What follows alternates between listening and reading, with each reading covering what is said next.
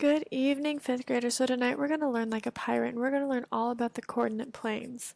This is going to cover the Illinois Learning Standard 5G1, which states, use a pair of perpendicular number lines called axes to find a coordinate system with the intersection of the lines, the origin, arranged to coincide with the 0 on each line and a given point in the plane located by using an ordered pair of numbers called its coordinates.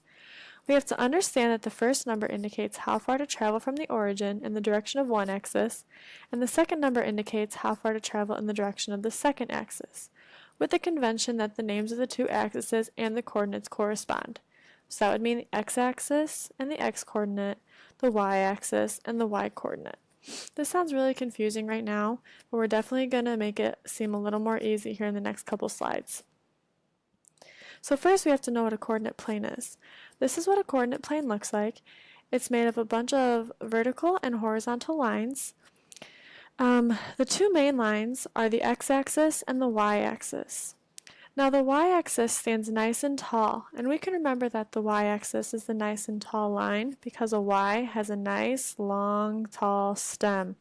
So the y-axis is the long, tall line in the middle.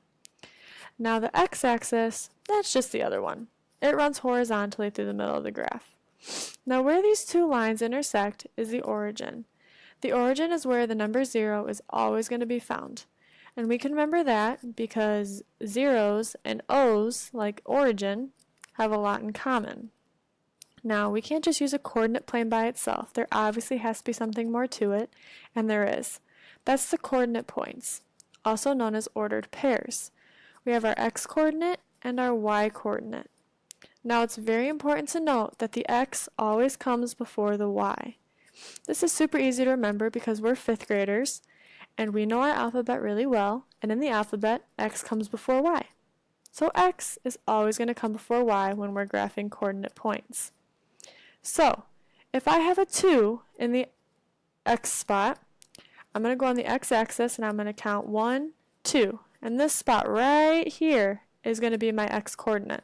So let's say y is 4. I'm going to go on my y-axis and I'm going to count up 1, 2, 3, 4. And that's going to be my y-coordinate on the coordinate plane. So what is this? X-axis. What is the red line? Y-axis. What's the middle? Origin. What is this whole thing called? Coordinate points. Or The ordered pair.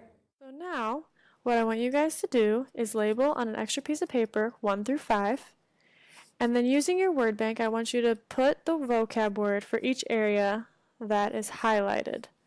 Go ahead and pause your computers and do this now. Alright, let's check our answers. Number 1 is going to be origin.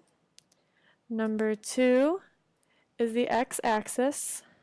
Number 3 is the tall y-axis. Number 4 is the x-coordinate. And number 5 is the y-coordinate. If you guys mess some of those up, that's okay. We're going to go over those more in class tomorrow. Now to graph points, we have to remember the same thing we just talked about. The x always comes first. That's super important. So that means the y has come second. So in this ordered pair right here, we have 3, 5. So the 3 is the x-coordinate, so we need to go on our x-axis and we need to count 1, 2, 3. And then we need to go to our y-axis and count up 5. 1, 2, 3, 4, 5. And then we need to find where those lines meet, and that's going to be our point right there. So let's do the same thing for 1, 4. 1 is our x-coordinate, so we're going to go to 1. 4 is our y-coordinate, so we're going to go all the way up to 4. And we're going to put a point right there as well. Now if this is confusing, that's okay. We'll definitely cover more. But for extra practice, if you want to go to YouTube and search Pirates Coordinate Plane First Quadrant and watch the very first video that pops up, that's going to give you all the information we're going to need for class tomorrow. We're also going to start class tomorrow with a Kahoot game to refresh our memories. This Kahoot will be for a grade, so I can kind of see and make sure you guys did the project and learned what you had to learn for the evening. I hope you guys have a good rest of your night, and I'll see you in the morning.